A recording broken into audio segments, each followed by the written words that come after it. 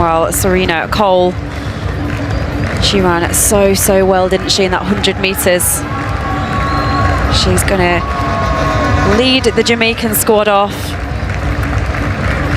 We're going to have the Clayton sisters, Tina, 100-meter champion. We're going to have Tia, her sister.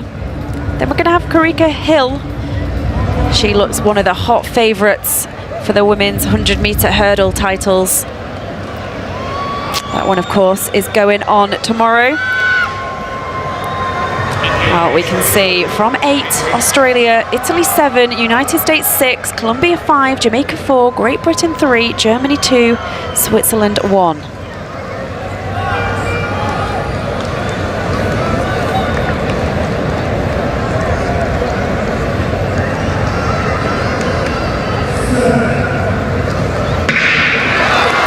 Well, here we go. This is the women's 4x100-meter final.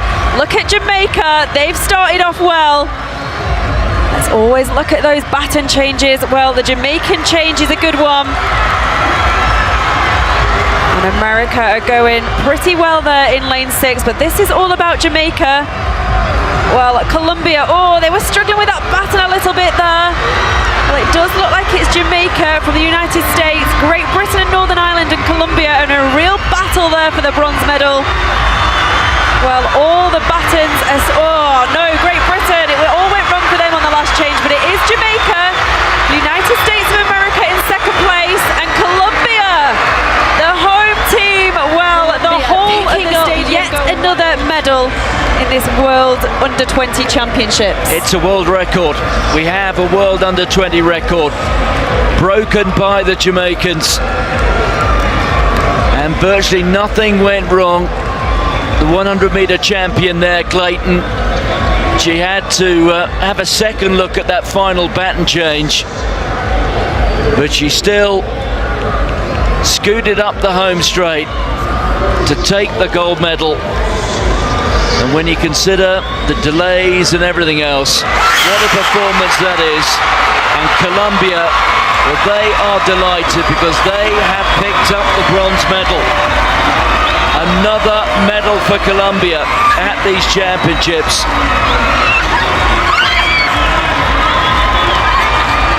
Two silvers in individual events, and now they have a bronze in the relays.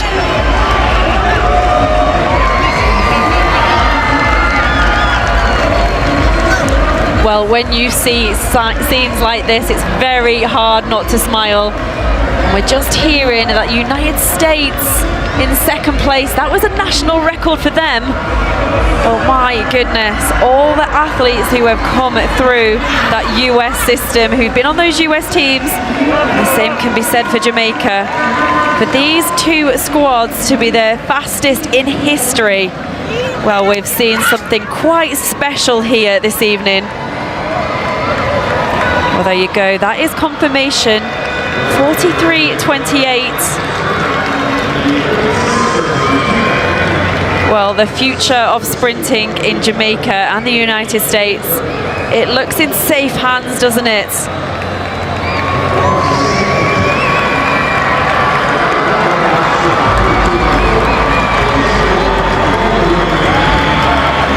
But it is a rather good squad, isn't it? Let's be honest. That is a good time for a senior squad. Yo, what's up, speed demons? It's Usain Bolt here, and trust me, I know a thing or two about speed, but even I gotta bow down to the legacy of Jamaican sprinting. We're talking about a small island that produces more sprinting legends than anywhere else on the planet. Jamaica, a small island nation in the Caribbean, has an outsized reputation in the world of track and field, particularly in sprinting. Known for producing some of the fastest athletes in history, Jamaica's sprinting dynasty is rooted in a combination of natural talent, a strong culture of athletics, and a relentless national passion for running. Get ready to feel the energy, the passion, the drive that has made Jamaica a sprinting superpower. Let's take a journey through time and explore every Jamaican sprinter who has ever won an Olympic gold medal, their stories, their triumphs, and how they have shaped the face of international sprinting. We gotta start back in '52 Helsinki Olympics. Picture this, a young George Roden, born and raised in Kingston, lining up for the 400 meters. The pressure was on, representing Jamaica on the world stage. But George, he didn't just handle the pressure, he crushed it. Crossed that finish line, arms raised, a brand new gold medal shining on his chest. And he wasn't done yet. George also ran in the 4x400 meters relay with some legends you'll hear about soon. Arthur Wint, Herb McKinley, and Leslie Lang. They dominated that race, bringing home another gold for Jamaica. This was a defining moment. The world was put on notice. Jamaica had arrived, and we were here to stay. Now, before George Roden, there was Arthur Wint. This man was a true trailblazer. 1948 London Olympics. The world was still recovering from the war, and Arthur stepped onto the track, a symbol of hope and resilience. He was fast, I mean blazing fast, and he had this grace about him, a natural elegance as he glided across the track. He won gold in the 400 meters, becoming the first Jamaican Olympic champion ever. He also grabbed silver in the 800 meters, proving he was a force to be reckoned with. Arthur wasn't just an athlete, he was an inspiration, showing the world what Jamaica was capable of. Herb McKinley, now this man was something special. He was like lightning on the track, just pure speed and power. He came so close to individual gold so many times, but fate had other plans. But you know what? Herb was never one to back down. He took those near misses and used them as fuel. In 1952, he teamed up with Arthur Wint, George Roden, and Leslie Lang for the 4x400 meters relay. And let me tell you, they were unstoppable. They blew away the competition, securing another gold medal for Jamaica. Herb might not have had the individual golds, but his spirit, his determination, that's what made him a true champion. Every great team needs a strong finisher, and that's where Leslie Lang came in. He was the anchor of that legendary 1952 4x400 meter relay team. When Leslie got the baton, you knew it was over. He had this incredible burst of speed, this drive to bring it home for Jamaica. He crossed that finish line, and the crowd went wild. Leslie might not be as well known as some of his teammates, but his contribution to that historic victory was absolutely crucial. He was the final piece of the puzzle, the one who cemented Jamaica's place in sprinting history. For 24 years, Jamaica waited for another taste of Olympic gold. Then came Don Quarry, a man who would redefine speed and grace on the track. The 1976 Montreal Olympics was his stage, and he was ready to shine. In the 200 meters, Don was unstoppable. He exploded out of the blocks, his stride was flawless, and he crossed that finish line with a new Olympic record. He also grabbed silver in the 100 meters, proving his versatility.